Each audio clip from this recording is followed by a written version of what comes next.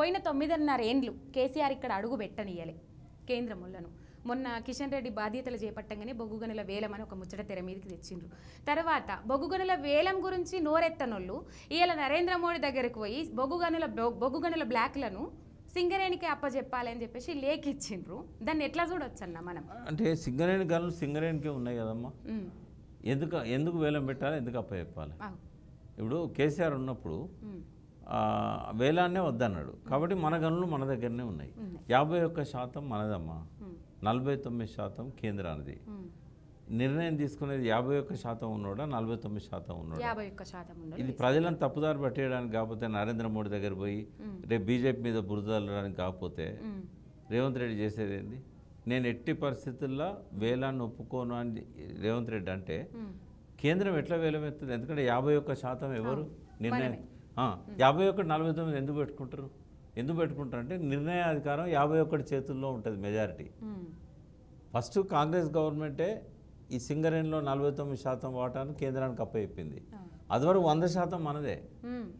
ఈ కాంగ్రెస్ ముదనష్టపు కాంగ్రెసే 49% కేంద్రానికి అప్పచెప్పింది. ఇప్పుడు వాళ్ళ కాళ్ళు పట్టుకోవాల్సిన అవసరం ఏంది నీకు? అయినా ఇప్పటికీ నీకు అధికారం ఉంది కదా, 51% ఉంది కదా, అడగాలి కదా. దీనివల్ల ఏం నష్టాలు వస్తాయో సింగరేణి తమ్ముళ్ళకు అక్కలకు చెప్దాం మనం. ఏమైందంటే రేపు ఈ వేలంలో అదాని లాంటి వాళ్ళు పెద్ద పెద్ద వాళ్ళు కొంటారు. కొన్నాక వాళ్ళు ఏం చేస్తారంటే మిషన్లను తీసుకొచ్చి పెడతారు. ఒక మిషన్ వచ్చిందంటే వేల మందికి పని పోతుంది. ఇప్పుడు నీకు ఒక మిషన్ గురించి చెప్తా. ఇదివరకు ఏంటంటే ఈ బస్తీలలో ఉన్నోళ్ళు అంటే కరువు వచ్చి వానలు పడక పాలమూరు నుంచో నల్గొండ నుంచో వచ్చి ఇక్కడ బాసనలు తోముకుంటా ఇళ్ళకు వంటలు చేసుకుంటా తుడచడానికి ఇల్లు తుడచడానికి కొన్ని లక్షల మంది వచ్చి ఇక్కడ బస్తీలలో గుడిసెలు వేసుకొని ఉండేది, మురికి కూపాలల్లో. ఒకటే ఒక మిషన్ వచ్చి వీళ్ళకి ఎవరికి పని లేకుండా చేసింది. ఏంటంటే అది ఇల్లుడ్చే రోబో ఇట్లా బటన్ నొక్కంగానే మొత్తం ఇల్లు ఉడుతుంది, మళ్ళీసారి బటన్ నొక్కంగానే మొత్తం తుడుతుంది. ఇక తుడుచులో పని లేకుండా పోయింది. తర్వాత బట్టలు ఉతకడానికి ఇదివరకు వాషింగ్ మిషన్లు వచ్చినాయి, బట్టలు ఉతుకుడు అదే చేస్తుంది. బాసనలు తోమడానికి కూడా ఇదివరకు మనుషులు అక్కడికి వచ్చిండ్రు, ఇప్పుడు దానికి కూడా మిషన్లు వచ్చినాయి. ఆ కరోనా వచ్చినప్పుడు ఈ మిషన్లకు డిమాండ్ బాగా వచ్చింది. అందరి ఇళ్ళల్లో కూడా పనులు రారు కదా, అందరి ఇళ్ళల్లో కూడా గిన్నెలు కడగడానికి ఆ మిషన్లు తెచ్చుకున్నారు. ఇంకేం కావాలమ్మా? ఇల్లు చూసే బట్టలు ఉతికే గిన్నెలు కడిగే, ఇంకా పని మనిషి అవసరం ఏముంటుంది? కొన్ని లక్షల మందికి ఈ 3 మిషన్లు వచ్చి పని లేకుండా చేసినాయి. అట్లనే సింగరేణిలో కూడా రేపు మిషన్లు వచ్చినాయి, బుక్ తీసే మిషన్లు. ఇక బయట దిగాల్సిన అవసరమే ఉండదు మనుషులకు, ఉద్యోగాలు పోతాయి కదా. 2 కరెంటు బొగ్గుతో నడుస్తుంది కదా. ఈ ప్రైవేట్ వాడు సర్కారు వాడు ఇచ్చిన రేటుకి ఇస్తాడా? ఈ బొగ్గు బాయిలో ఇప్పుడు కరెంట్ డిపార్ట్మెంట్ ఉంటుంది, కరెంట్ డిపార్ట్మెంట్ సింగరేణికి డబ్బులు కట్టి బొగ్గు తెచ్చుకుంటుంది. రేపు వాడు ఏమంటాడు? నా దగ్గర బొగ్గు లేదంటాడు. ఎందుకు అనంటే ఎక్కువ ధర ఎవడిస్తే వానికి బొగ్గు పంపుతాడు వాడు. పక్క రాష్ట్రం ఛత్తీస్గఢ్ ఉంది, మా బొగ్గు సరిపోతలేదు ఈ నుంచి కొంటామని అంటారు. వాళ్ళు ఎక్కువ ధర పెట్టినారు ఆడిపోతుంది. లేదా ప్రైవేట్ ఉన్నాయి ప్లాంట్లు, పరిశ్రమలు ఉన్నాయి, ప్రైవేట్ పరిశ్రమలు. హైదరాబాద్లో చాలా బొగ్గు అవసరం ఉన్న పరిశ్రమలు ఉన్నాయి, వాటికి పంపిస్తారు. ఇప్పుడు సిమెంట్ కంపెనీలకు ఇట్లాంటి వాటికి పంపిస్తారు. పంపించినప్పుడు దేశం మొత్తానికి పంపుతారు. వానికి ఏంటంటే ఎవడు ధర ఎక్కువ ఇస్తే వానికి ఇస్తాడు. అదే గవర్నమెంట్ అయితే ఏం చేస్తుంది? గవర్నమెంట్ సప్లై చేస్తుంది. ఇలా ఒక్క వేలంతో ఆగుతుందమ్మా? ఆగదు. అప్పుడు ఏమవుతుందంటే బొగ్గు లేక కరెంటు బంద్ అవుతుంది, కరెంటు థర్మల్ పవర్ ప్లాంట్లు బంద్ అవుతాయి. ఒకవేళ వాళ్ళు దీనికి కూడా ఏంటంటే మోడీ గారు ఏం చేస్తున్నారంటే అదానికి వేరే దేశాలకు వెళ్ళి బొగ్గు తీసుకొచ్చి ఇక్కడ అమ్మడానికి అనుమతులు ఇచ్చాడు. ఈ అదాని ఏం చేస్తాడు? ఆయన ఇష్టం వచ్చినంత ధర పెడతాడు. ఆ అదానిని మళ్ళీ కడుపు నింపడానికి గవర్నమెంట్లతోని ఆ ధర పెట్టి కొనిపిస్తారు. ఓ రూల్ కూడా పెట్టిళ్ళు, బయట నుంచి వచ్చే బొగ్గు ఖచ్చితంగా కొనాలి అని, ఇంత శాతం కొనాలి అని పెట్టిళ్ళు. అంటే అడ్డగోలు ధర.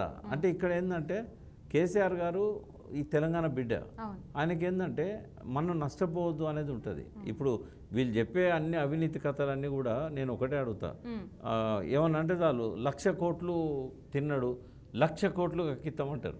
నేనేమంటున్నా ₹1 కక్కియండి, 1,00,000 కోట్లు వద్దు. మీకు శాతనైతే, మీకు దమ్ము ఉంటే, మీకు ధైర్యం ఉంటే కక్కియే లేరు.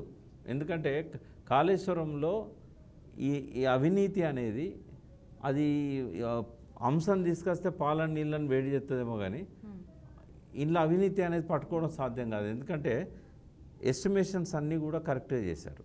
పెంచలేదు. వాస్తవంగా 15 ఏళ్ల కింద మొదలుపెట్టిన ప్రాజెక్టు 15 ఏళ్లకు 4 రెట్ల అయ్యేది కాంగ్రెస్ గవర్నమెంట్లో. అంటే కేసీఆరే కనుక అవినీతి పాల్పడదలుచుకుంటే 2 లక్షల కోట్లు దాటేది. ఎందుకంటే అప్పుడు 40,000 కోట్లు కదా. మరి 40,000 కోట్లు 16 ఏళ్ల తర్వాత లెక్కలు తీస్తే అంతే ఉంటుందా? ఉండదు కదా. ఒక సిమెంట్ బస్తా ధరే తీసుకోవాలి. మరి రాజశేఖర రెడ్డి పెట్టిన 40,000 కోట్లల్లో గింత కథ ఉన్నదా? గిన్ని టన్నెళ్ళు, గిన్ని పంప్ హౌజులు, గిన్ని రిజర్వాయర్లు, గిన్ని ఎకరాలు, 16 లక్షల ఎకరాలు ఆయన పెట్టిన 14 టీఎంసీలు పెట్టాడు. ఇవాళ 141 టీఎంసీలు, వాటికి రిజర్వాయర్లు, వాటికి అన్ని రకాలుగా పంపింగ్ స్టేషన్లు, తర్వాత లిఫ్టులు, తర్వాత ఇవి ఏది మన ట్రాన్స్ఫార్మర్లు, సబ్స్టేషన్లు, ఇవన్నీ పట్టుకునైతే 1800 కిలోమీటర్ల కాలువలు, ఇవన్నిటికీ మనం పెట్టిన ఖర్చు అంతా 93,000 కోట్లని లెక్కలు చెప్తున్నాయి. వీళ్ళు 1,00,000 కోట్లు కక్కిస్తామంటారు. మరి ఇప్పుడు కాగితాల మీద ఉన్నదా కాళేశ్వరం ప్రాజెక్టు? నీళ్ళు ఇచ్చిందా రైతులకు? మరి కాగితాల మీద ఉండాలి కదా 1,00,000 కోట్లు కేసీఆర్ తింటే. మరి ఆయన పెట్టిన డబ్బులని లెక్కలు ఉంటాయా ఉండయా? కాకి లెక్కలు చెప్పే కాగును పట్టుకుంటారు. తప్పుదో. ఆ కాకు కూడా ఏం చెప్పింది? 1,47,000 కోట్లు అన్నది. వీళ్ళు దానికి 13,000 కోట్లు కలిపి 1,60,000 కోట్లు అని ఓడు అంటాడు.